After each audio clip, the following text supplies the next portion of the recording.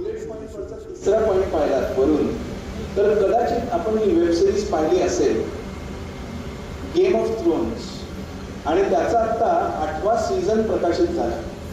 त्यातला जो पहिला एपिसोड होता, पहिला भाग होता, त्याचं संपूर्ण लिखाण हे AI इंजिनने केलेलं होतं.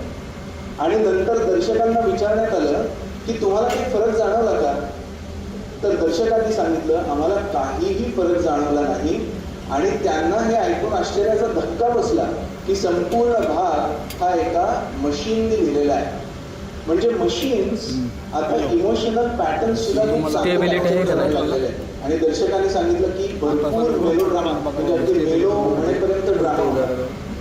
दर्शकांना हे कळलंच नाही की हा भाग एका मशीनने लिहिला आहे, एका यंत्राने लिहिला आहे, का एका माणसाने लिहिलेला आहे. त्यामुळे आता जनरेट बुलेट पॉईंटवरचा तिसरा पॉईंट पाहिला वरून, तर कदाचित आपण ही वेब सिरीज पाहिली असेल, गेम ऑफ थ्रोन्स, आणि त्याचा आता 8वा सीझन प्रकाशित झाला.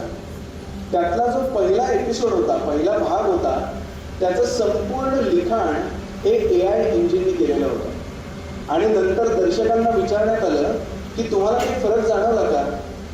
तर दर्शकांनी सांगितलं आम्हाला काहीही फरक जाणवला नाही.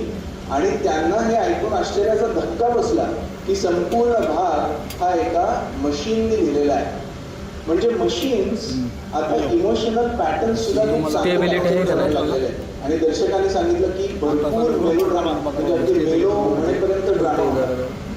दर्शकांना हे कळलंच नाही की हा भाग एका मशीनने लिहिला आहे, एका यंत्राने लिहिला आहे, का एका माणसाने लिहिलेला आहे. त्यामुळे आता जनरेटिव्ह लोकशाही मराठी ऐका, पहा, जागरूक रहा.